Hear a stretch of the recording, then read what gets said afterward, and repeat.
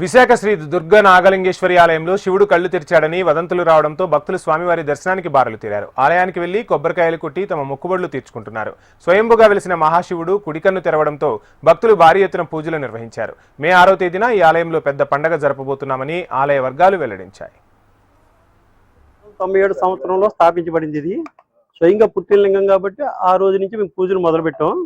అప్పటి నుంచి ఇప్పటి వరకు చేస్తూ ఉండగా 15 సంవత్సరాల కిందట సుబ్రహ్మణ్య స్వామి ఆలయాన్ని ప్రత్యేకంగా ఒకలో తీసుకొచ్చి పార్వతీ పరమేశ్వర లింగాలు విగ్రహాలు తీసుకొచ్చి పెట్టారు. అక్కడ వాళ్ళు 15 సంవత్సరాలు ఇప్పుడు బాగానే ఉన్నాయి. ఇప్పుడు ఈ వేళ మాత్రం సోమవారం నాడు ఉదయమే పూజ చేస్తుండగా కుడికన్ను తెరిచినట్టుగా కనపడుతుంది.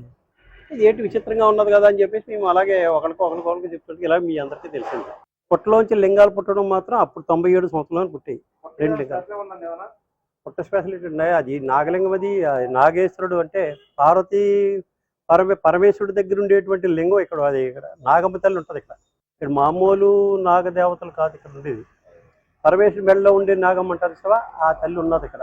అందుకని ఈ గ్రామ దేవతలందరూ ఆవిడికి పడగబడుతున్నారు అన్నమాట. పవర్ఫుల్ కాబట్టి అక్కడ. కాబట్టి నాగలింగేశ్వరుడు అంటే వెనకాల ఉంటుంది చూడండి, మీరు ఇప్పుడు చూడండి, దాని వెనకాల ఉంటుంది ఒకటి. అది ఆ పుట్ట మీద దొరికింది కాబట్టి అది తీసుకొచ్చి ఇక్కడ పెట్టాం. ఇక్కడ పెట్టిన తర్వాత ఈ కర్మతల్లి ఏం చేసిందంటే ఇక్కడ గుడ్లు వాసన వచ్చేస్తున్నాయి నాకంటే అప్పుడు అష్టలక్షలుగా పెట్టామండి కిందన. అలాగా ఈ అష్టలక్షలు తీసుకుని వెళ్ళి అప్పుడు ఎదర పెట్టేసాం.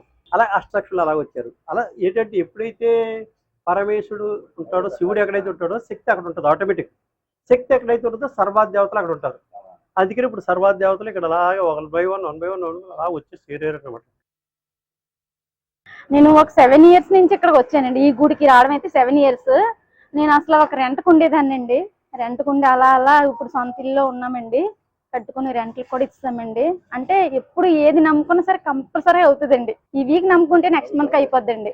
చూసానండి ఒక కన్ను అంటే ఎప్పుడు మేము క్లీన్ చేసినప్పుడు మూసి ఉంటారండి. ఈ రోజు మాత్రం కన్ను తెరిచి ఉన్నారు. ఈ రోజు మేము ఎప్పుడు కడిగినా సరే మూసుకుని ఉండేవారు, కళ్ళు మూసే ఉండి ఇప్పుడు మాత్రం తెరిచి ఉన్నాయండి.